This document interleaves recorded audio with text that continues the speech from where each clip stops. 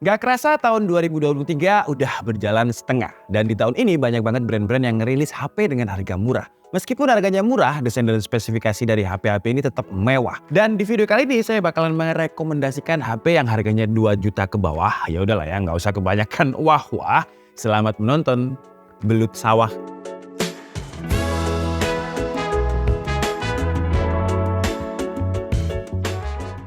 Akhir-akhir ini kalau kalian notice banyak banget gebrakan dari brand smartphone dengan harga yang terjangkau, dengan harga yang murah. Kemarin ada yang launching dengan harga di bawah 1 juta, lebih tepatnya itu 929.000. Tapi ketika video ini saya buat, promonya udah habis dan harganya itu jadi 1.049.000.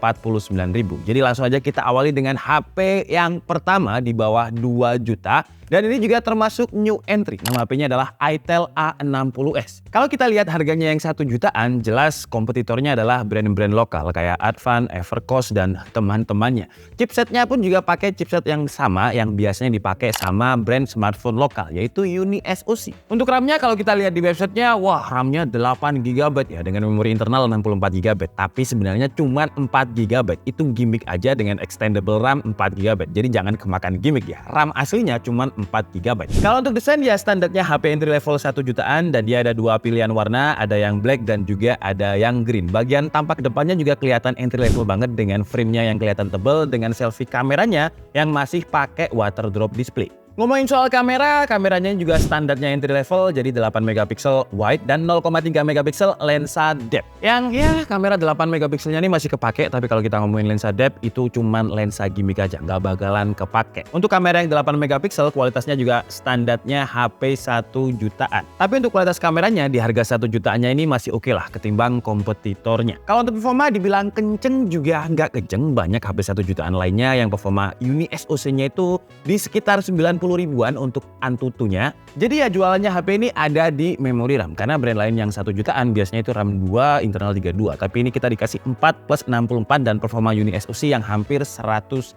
Yang kalau misalkan kita gunakan hanya untuk HP kedua, secondary phone, atau hanya sebagai pergantian dari fitur phone ke smartphone, ya masih oke lah. Tapi kalau misalkan kalian ada budget lebih, kalian bisa pilih HP yang kedua. Yang namanya adalah itel S23. Ini gila sih ya. Harganya saya lihat ada di kisaran 1,4 juta sekarang. Untuk desainnya jauh kelihatan lebih elegan ketimbang si A60s yang kelihatan entry level banget tadi. Ini mirip-mirip loh sama Infinix Note 12 2023 dengan bingkai kameranya yang bulat seperti ini. Cuman bedanya Infinix Note 2023 itu bingkai kameranya kayak lebih gede. Ngomongin kamera, kalau untuk soal resolusinya ini lebih gede dibandingkan itel A60s. Dengan main kameranya itu 50MP, lensa lainnya itu gimmick jadi nggak usah kita bahas. Dan untuk selfie kameranya ada di 8MP.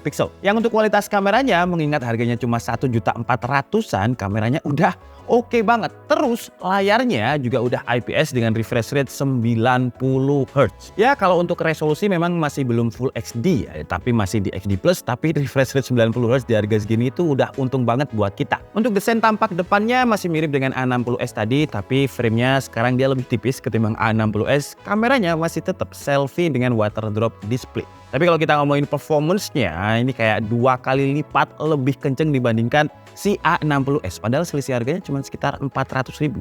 Jadi di Antutunya dia itu dapat skor 231.000. Karena memang untuk konfigurasinya chipsetnya lebih kenceng dengan Uni SoC T606 dan memori RAM-nya 1,4 juta kita dapat 8GB, internalnya 128GB. Ini aja udah sulit untuk brand lain nyaingin si itel ini. Untuk sistem operasinya dia pakai Android 12 dan pengalaman saya nge-review itel ataupun Infinix biasanya itu nggak ada janji software update-nya berapa tahun. Jadi kayak ya nggak ada kepastian, tapi untungnya udah Android 12. Paling nggak masih bisa dipakai 2-3 tahun ke depan lah. Tapi karena harganya udah murah, jangan berharap yang lebih ya. Kita dapat RAM 8 dengan storage 128, Uni SoC T606, refresh rate 90Hz saja itu udah untung. Jadi untuk sektor lain ya standarnya HP 1 jutaan. Kayak baterainya yang 5000 mAh, terus fast chargingnya cuma 10 watt. Jadi ngecasnya bisa 2 jam lebih dan sayangnya dia nggak ada NFC. Tapi kalau untuk Wi-Fi-nya dia udah Wi-Fi 5, Bluetooth-nya versi 5, NFC-nya aja sih yang sayang dia nggak ada. Kalau ada 1,4 juta, wah bakalan laris banget. Ini aja saya temukan di beberapa seller harganya itu udah naik dari harga resminya yang 1,4 juta. Ada yang jual 1,6, ada yang jual 1,7 juta juga.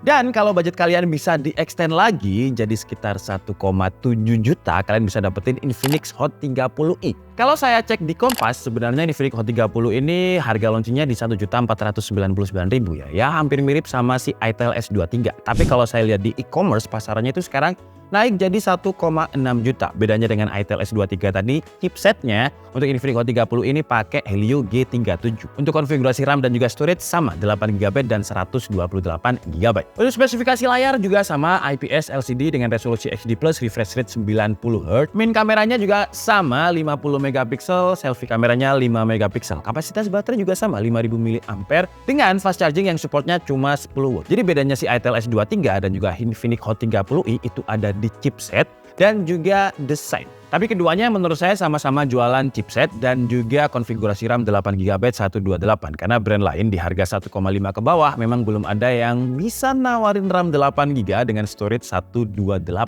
Terus lanjut, kalau kalian punya budget lebih sekitar 200.000, jadi kalian naikin ke 1,9 juta, kalian bisa dapetin HP yang menurut saya paling bagus di list kita saat ini ya, yaitu Infinix Hot 30 tanpa i. Kenapa saya suka banget HP ini? Karena dari sisi desain dia sama sekali nggak kelihatan entry level. Desainnya ini unibody, seamless dengan nggak ada bingkai kameranya, jadi nggak kelihatan banget kalau dia HP entry level. Dan tampak depan dia nggak pakai water drop display, jadi pakai punch hole. Bayangin dia di bawah 2 juta.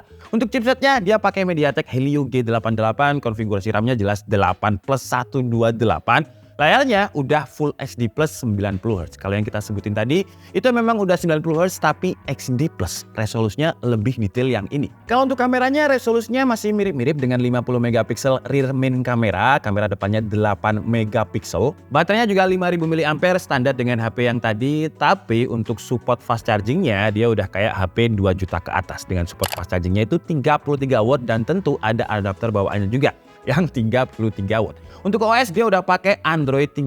Kalau yang kita bahas tadi kan masih pakai Android 12. Dan sebenarnya tim DKID masih ada 2 list lagi ya. Cuman kalau saya masukkan kayaknya agak kurang ya. Jadi ada Realme C30 yang harganya itu 1.599.000 tapi RAM-nya 4GB, internal 64. SoC-nya pakai Uni SoC SC9863A yang sama kayak si Itel A60s. Jadi ya nggak usah kita masukkan ya karena harganya 1,5 juta. Terus juga ada Redmi 12C. Ini kita masukin karena dia yang paling laris di Tokopedia dengan MediaTek Helio G85, harganya itu 1,5 jutaan. RAM-nya 4GB, internal 64GB. Yang kalau misalkan kalian cari cuma konfigurasi RAM yang 464 bisa kalian temukan di Itel A60s tadi. Bedanya Redmi 12C ini performanya lebih kenceng ya. Dia pakai MediaTek Helio G85.